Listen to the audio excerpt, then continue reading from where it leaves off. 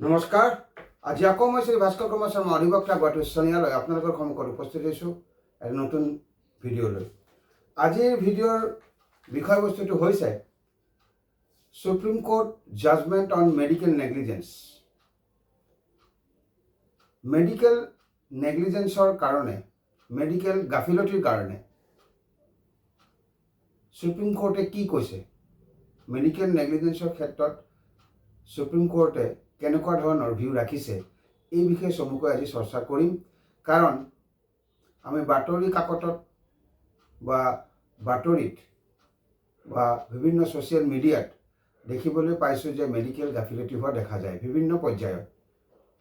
গতিকে সেইকাৰণে আজি মই মেডিকেল নেগলিজেন্সৰ ওপৰত চমুকৈ চৰ্চা কৰিব বিচাৰিছোঁ আৰু মেডিকেল নেগলিজেন্সৰ ওপৰত সুপ্ৰিম কোৰ্টে কেনেকুৱা ধৰণৰ ভিউ ৰাখিছে এই বিষয়ে আজি আপোনালোকক মই চমুকৈ বুজাবলৈ চেষ্টা কৰিম, চৰ্চা কৰিম। অধ্যয়ন কৰাৰ পিছত দেখা গৈছে সুপ্ৰিম কোৰ্টে এইটো ক্লেৰিফাই কৰি দিছে, doctors are not liable for negligence based on mere complications or unforeseen outcome after treatment unless there is clear evidence of a failure to exercise the required skill and care. Supreme Court এইটো কথা স্পষ্ট কৰি দিছে, doctors are not liable for negligence based on mere complications. Mere complicationsৰ ক্ষেত্ৰত অৰ্থাৎ জটিলতাটো যদি simple হয়, কমপ্লিকেশ্যনটো যদি সিম্পল হয়, তেনেকুৱা ক্ষেত্ৰত ডক্টৰসকলক লাইবল কৰিব খোজা নাই সুপ্ৰিম কোৰ্টে। অৰ্থাৎ ডক্টৰসকল লাইবল নহয় যদি কমপ্লিকেশ্যনটো সিম্পল হয় বা মেয়াৰ হয়, অৰ আনফৰচিন আউটকাম আফটাৰ ট্ৰিটমেণ্টৰ পিছত যদি এনেকুৱা এটা ৰিজাল্ট হ'ল যিটো তেওঁলোকে দেখা পোৱা নাই, ধৰিব পৰা নাই, অৰ্থাৎ আনফৰচিন আউটকাম আফটাৰ ট্ৰিটমেণ্টটো হ'ল, কিন্তু ট্ৰিটমেণ্টটো হোৱাৰ ফলস্বৰূপে এইখিনি যে কিবা এটা ঘটনা হ'ব, কমপ্লিকেশ্যন আহিব, জটিলতা আহিব, যিটো তেওঁলোকে আগতীয়াকৈ অনুমান কৰিব পৰা নাই, আনফৰচিন বুলি কৈছে, ফটককৈ হ'ল ট্ৰিটমেণ্টৰ পিছত, তেনেকুৱা ক্ষেত্ৰত ডক্টৰ্ছ আৰ নট লায়েবল বুলি কৈছে। মই আকৌ এবাৰ কৈছোঁ, doctors are not liable for negligence based on mere complications or unforeseen outcomes after treatment unless there is clear evidence of a failure to exercise the required skill and care. Mere complication হলে নেগলিজেন্সৰ কাৰণে ডক্টৰসকল liable নহয় বুলি কৈছে। আৰু ট্ৰিটমেণ্টৰ পিছত হঠাতে কিবা এটা আউটকাম হ'ল যিটো ধৰিব পৰা নাই, তেনেকুৱা ক্ষেত্ৰত লাইবল নহয় বুলি কৈছে। কিন্তু যদি এভিডেন্স থাকে, প্ৰমাণ থাকে যে যিখিনি স্কিল আৰু কেয়াৰ তেওঁলোকে এক্সাৰচাইজ কৰিব লাগিছিল সেই ক্ষেত্ৰত তেওঁলোকে ফেইলাৰ হৈছে, এই ক্ষেত্ৰত যদি এভিডেন্স থাকে, প্ৰমাণ থাকে, তেতিয়াহ'লে কিন্তু they are liable. The court has stressed that post-surgery deterioration or a failed surgery does not automatically imply medical negligence. কোৰ্টে এইটোৰ ওপৰত ফ'কাছ কৰিছে, ষ্ট্ৰেছ দিব বিচাৰিছে, ক'ব বিচাৰিছে, post surgery deterioration or a failed চাৰ্জাৰীটো হোৱাৰ পিছত অস্ত্ৰোপচাৰটো হোৱাৰ পিছত যদি কিবা কমপ্লিকেশ্যন আহে অথবা ডিটৰিয়েট হয় পেচেণ্টৰ কণ্ডিশ্যন আৰু চাৰ্জাৰীটো ফেইল হ'ল, তেনেকুৱা ক্ষেত্ৰত কিন্তু অট'মেটিকেলি মেডিকেল নেগলিজেন্সটো আহি নপৰে। সেইকাৰণে কৈছে, court has stressed that post-surgery deterioration of a patient or a failed surgery does not automatically imply medical negligence. Surgery হোৱাৰ পিছত, অস্ত্ৰোপচাৰ হোৱাৰ পিছত পেচেণ্ট ডিটৰিয়েট হ'ল, চাৰ্জাৰীটো ফেইল হ'ল, ইয়াৰ অৰ্থটো এইটো নহয় অট'মেটিকেলি ই মেডিকেল নেগলিজেন্স বুজাব, মনত ৰাখিব। To establish criminal liability, the negligence must be gross and beyond a simple lack of care or an error of judgment. ডক্টৰজনৰ ক্ৰিমিনেল লাইবিলিটিটো এষ্টাব্লিছ কৰিব লাগিলে যিটো নেগলিজেন্স হ'ব, গাফিলতি হ'ব, সেইটো গ্ৰছ হ'ব লাগিব, অতি চিৰিয়াছ হ'ব লাগিব, ইম্পৰ্টেণ্ট হ'ব লাগিব, ৰেলিভেণ্ট হ'ব লাগিব, আৰু beyond a simple lack of কেয়াৰৰ ওপৰত হ'ব লাগিব, or an error of judgment হ'ব লাগিব। অৰ্থাৎ ইয়াকে বুজাব বিচাৰিছে ক্ৰিমিনেল লাইবিলিটি ডক্টৰজনক কৰিব লাগিলে, ক্ৰিমিনেলি লাইবল কৰিব লাগিলে ডক্টৰজনক এইটো এষ্টাব্লিছ কৰিব লাগিব যে তেওঁৰ পাৰ্টত যিটো গাফিলতি হৈছে অতি ভয়ংকৰ, গ্ৰছ, আৰু চিম্পল লেক অফ কেয়াৰ নহয় সেইটো, আৰু চিম্পল লেক অফ এৰাৰ নহয় জাজমেণ্টৰ ক্ষেত্ৰত, যিটো সিদ্ধান্ত লৈছে ট্ৰিটমেণ্টৰ কাৰণে বা অস্ত্ৰোপচাৰৰ কাৰণে, সেইটো চিম্পল নহয়। তেতিয়াহে ক্ৰিমিনেল লাইবিলিটি তেওঁৰ ওপৰত হ'ব বা ডক্টৰজন ক্ৰিমিনেলি লাইবল হ'ব। এতিয়া কোৰ্টে কেনেকুৱা ধৰণৰ বিষয়বস্তুৰ ওপৰত গুৰুত্ব দিছে, অৰ্থাৎ সুপ্ৰিম কোৰ্টে মেডিকেল নেগলিজেন্সৰ, সেই বিষয়ে অলপ ডিটেইলছত ক'ম। বলাম টেষ্টৰ অৰ্থ হৈছে it is a legal principle use to assess medical negligence. বলাম টেষ্টটো এটা লিগেল প্ৰিন্সিপল হয় যাৰ জৰিয়তে মেডিকেল নেগলিজেন্সটো এছেছ কৰা হয়। মনত ৰাখিব, দি কোৰ্ট হেজ ৰিএফাৰ্মড দি বলাম test which states date a doctor is not liable if they followed the accepted practice of the medical profession, even if a better alternative treatment existed.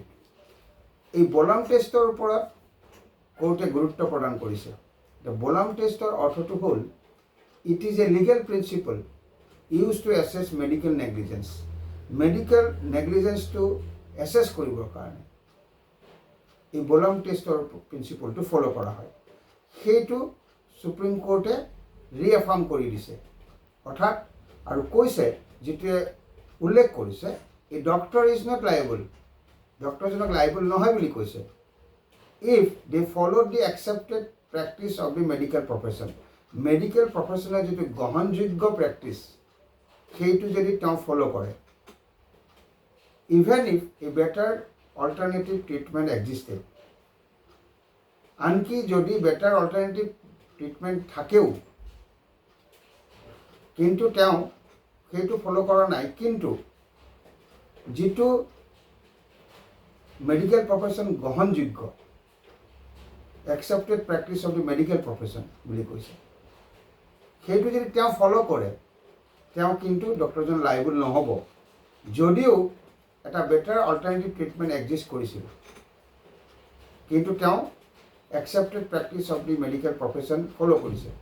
Medical প্ৰফেশ্যনৰ যিটো গ্ৰহণযোগ্য practice সেইটো তেওঁ ফ'ল' কৰিছে, কিন্তু better alternative treatment exist আছে, কিন্তু তেওঁ সেইটো লোৱা নাই। Even if a better alternative treatment existed, যদি বেটাৰ অল্টাৰনেটিভ ট্ৰিটমেণ্ট এটা থাকে, তেওঁ যদি মেডিকেল প্ৰফেশ্যনৰ যদি গ্ৰহণযোগ্যতাৰ প্ৰেক্টিছ সেইটো যদি তেওঁ ফ'ল' কৰে, তেতিয়াহ'লে তেওঁ ডক্টৰজন লাইবল নহ'ব। ইয়াৰ পিছৰটো হৈছে কোৰ্টে ফ'কাছ কৰিছে distinction between civil and criminal liability. ডক্টৰজনৰ যিটো লাইবিলিটি সেইটো ডিফাৰেঞ্চিয়েট কৰিছে কোৰ্টে চিভিল আৰু ক্ৰিমিনেল দুটা ভাগত। The court has differentiated between civil liability, অৰ্থাৎ চিভিল লাইবিলিটিৰ অৰ্থটো হৈছে where compensation may be awarded. ধৰি লওক মেডিকেল নেগলিজেন্স হৈছে, ডক্টৰজনৰ গাফিলতি হৈছে, চিভিল লাইবিলিটি যদি লাই কৰে তেওঁৰ ওপৰত, তেতিয়াহ'লে তেওঁ কম্পেনচেশ্যন এৱাৰ্ড কৰিব পাৰে, ক্ষতিপূৰণ দিব লগা হ'ব পাৰে। আৰু ক্ৰিমিনেল লাইবিলিটি, দুটা লাইবিলিটি বিভক্ত কৰিছে নেগলিজেন্সটো ডক্টৰৰ, এটা চিভিল এটা ক্ৰিমিনেল। চিভিল লাইবিলিটিৰ ক্ষেত্ৰত কম্পেনচেশ্যনৰ কথা আহিব, আৰু ক্ৰিমিনেল লাইবিলিটিৰ ক্ষেত্ৰত ৱেৰ ডক্টৰ মে ফেচ ইমপ্ৰিজনমেণ্ট। আৰু যদি তেওঁৰ গাফিলতিৰ কাৰণে যদি প্ৰমাণ হয় মেডিকেল নেগলিজেন্সটো, এতিয়া ডক্টৰজনৰ যদি ক্ৰিমিনেল লাইবিলিটি যদি প্ৰমাণ হয়, তেতিয়াহ'লে ডক্টৰজনৰ কাৰাবাসো হ'ব পাৰে। সেইকাৰণে কোৰ্টে চিভিল আৰু ক্ৰিমিনেল লাইবিলিটি দুটা ভাগত বিভক্ত কৰিছে in the matter of negligence of doctors or medical negligence. আপোনালোকে কেৱল এটা কথাই মনত ৰাখিব, যদি ডক্টৰজনৰ প্ৰমাণ হয় চিভিল লাইবিলিটিটো, তেতিয়াহ'লে তেওঁ কম্পেনচেশ্যন দিব লগা হ'ব পাৰে, আৰু ক্ৰিমিনেল লাইবিলিটি যদি প্ৰমাণ হয় তেতিয়াহ'লে তেওঁ কাৰাবাস হ'ব পাৰে। Criminal liability ৰিকুৱাৰ্ছ proof of gross negligence. সেইটো কথা মনত ৰাখিব, ক্ৰিমিনেল লাইবিলিটিটো প্ৰমাণ কৰিব লগা হ'লে গ্ৰছ নেগলিজেন্স হ'ব লাগিব। যিটো নেগলিজেন্স সেইটো ইম্পৰ্টেণ্ট হ'ব লাগিব, চিম্পুল হ'ব নোৱাৰে, গ্ৰছ নেগলিজেন্স হ'ব লাগিব, ভয়ংকৰ নেগলিজেন্স হ'ব লাগিব। Where civil liability can be established based on a lower standard. Civil যিটো লাইবিলিটি সেইটো এষ্টাব্লিছ কৰিব পৰা যায় লোৱাৰ ষ্টেণ্ডাৰ্ড অফ নেগলিজেন্স। নেগলিজেন্সটো যদি মাইনৰ হয়, লিটিল ইম্পৰ্টেঞ্চ হয়, তেতিয়াহ'লে চিভিল লাইবিলিটিটো এষ্টাব্লিছ কৰিব পৰা যায়। গ্ৰছ নেগলিজেন্সৰ ক্ষেত্ৰত আৰু এটা কথা মই কৈ থওঁ, গ্ৰছ নেগলিজেন্সৰ অৰ্থটো হৈছে lack of care for safety or lives of others. কাৰোবাৰ জীৱনটো বচাবৰ কাৰণে, ছেফটিৰ কাৰণে যিখিনি কেয়াৰ ল'ব লাগে সেইখিনি যদি নলয় তেতিয়াহ'লে গ্ৰছ নেগলিজেন্স হ'ব। আৰু গ্ৰছ নেগলিজেন্সৰ ক্ষেত্ৰত ক্ৰিমিনেল লাইবিলিটি আহি পৰে যদি প্ৰমাণ কৰিব পাৰে, আৰু তেতিয়াহ'লে ক্ৰিমিনেল লাইবিলিটিৰ ক্ষেত্ৰত ডক্টৰজনৰ কাৰাবাস পৰ্যন্ত হ'ব পাৰে। আৰু চিভিল লাইবিলিটিৰ ক্ষেত্ৰত যিটো নেগলিজেন্সটো লোৱাৰ ষ্টেণ্ডাৰ্ড বুলি কৈছে, লিটিল ইম্পৰ্টেঞ্চ গাফিলতিটো যদি হয় নেগলিজেন্সৰ, আৰু চিভিল যদি লাইবিলিটিটো প্ৰমাণ হয় তেতিয়াহ'লে তেওঁ ৱেৰ কম্পেনচেশ্যন মে বি এৱাৰ্ডেড, ক্ষতিপূৰণ দিব লগা হ'ব পাৰে। ইয়াৰ পিছৰ যিটো বিষয়বস্তুৰ ওপৰত কোৰ্টে গুৰুত্ব দিছে সেইটো হৈছে নো অট'মেটিক লাইবিলিটি ফৰ কমপ্লিকেশ্যনছ। পেচেণ্টৰ কিবা এটা কমপ্লিকেশ্যন হ'ল, অট'মেটিকলি লাইবিলিটিটো ডক্টৰৰ ওপৰত গুচি নাযায়। সেইকাৰণে কৈছে post surgery complications including deterioration of the patient's condition do not automatically lead to a finding of medical negligence. অস্ত্ৰোপচাৰ কৰাৰ পিছত যদি পেচেণ্টজনৰ কিবা ডিটৰিয়েশ্যন হয়, কমপ্লিকেশ্যন আহে, জটিলতা আহে পেচেণ্টজনৰ অপাৰেশ্যনৰ পিছত, সেইটো কিন্তু অট'মেটিকেলি ডক্টৰজনৰ নেগলিজেন্স হৈছে বুলি ফাইণ্ডিং হ'ব নোৱাৰে। সেইকাৰণে কৈছে post surgery complications including deterioration of the patient's condition do not automatically lead to a finding of medical negligence. অস্ত্ৰোপচাৰটো হৈ গ'ল, তাৰপিছত কমপ্লিকেশ্যন আহিলে, জটিলতা আহিলে, য'ত পেচেণ্টজন ডিটৰিয়েট হ'ব ধৰিলে কণ্ডিশ্যনটো, তেনেকুৱা ক্ষেত্ৰত কিন্তু অট'মেটিকেলি তেওঁৰ পাৰ্টত নেগলিজেন্স হৈছে বুলি ক'ব নোৱাৰি, ফাইণ্ডিংছত আহিব নোৱাৰে। তাৰ কাৰণে আপুনি প্ৰমাণ আনিব লাগিব, এভিডেঞ্চ আনিব লাগিব। Need for proof of negligence. নেগলিজেন্সটো যে হৈছে, গাফিলতিটো যে হৈছে ডক্টৰৰ পাৰ্টত, সেইটো আপুনি প্ৰমাণ বা তথ্যসহ প্ৰমাণ কৰিব লাগিব। There must be evidence of a failure to exercise the required level of skill and care, not just a mistake or an unfortunate outcome. There must be evidence of a failure to exercise the required level of skill and care. প্ৰমাণ লাগিব যিটো লেভেলত পেচেণ্টজনক বচাবৰ কাৰণে skill আৰু care লাগে, সেই ক্ষেত্ৰত যদি ডক্টৰজনে ফেইল কৰে, তাৰ যথেষ্ট বা যথোপযুক্ত প্ৰমাণ আছে, তেতিয়াহ'লে ডক্টৰজনৰ নেগলিজেন্স হৈছে বুলি গণ্য কৰা হ'ব। কেৱল মিষ্টেক বা আনফৰ্চুনেট যদি আউটকাম এটা হয়, সেই ভিত্তিত কিন্তু নেগলিজেন্সটো প্ৰমাণ নহয়, গণ্য কৰিব নোৱাৰে। Protection of medical professionals. Supreme কোৰ্টে আৰু এটা বিষয়ৰ ওপৰত গুৰুত্ব দিছিলে, সেইটো হৈছে the judgments aim to protect medical professionals from frivolous negligence claims and ensure that they can practice without under fear of prosecution for honest errors.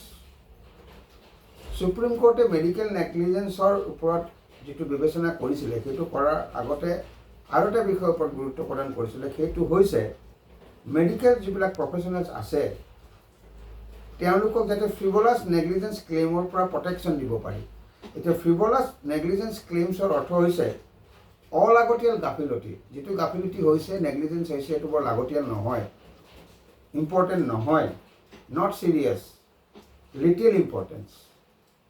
তেনেকুৱা সেইবিলাক ফ্ৰিভলাছ নেগলিজেন্সৰ ক্লেইমৰ পৰা প্ৰটেকশ্যন দিবৰ কাৰণে মেডিকেল প্ৰফেশ্যনছবিলাকক সুপ্ৰিম কোৰ্টে চেষ্টা কৰিছে। অৰ্থাৎ এখানে কৈছে aim to protect medical professionals. Supreme কোৰ্টে যিটো জাজমেণ্টৰ ওপৰত মেডিকেল নেগলিজেন্সৰ কথা কৈছিলে, তাৰ উদ্দেশ্যটো হ'ল to protect medical professionals from frivolous negligence claims.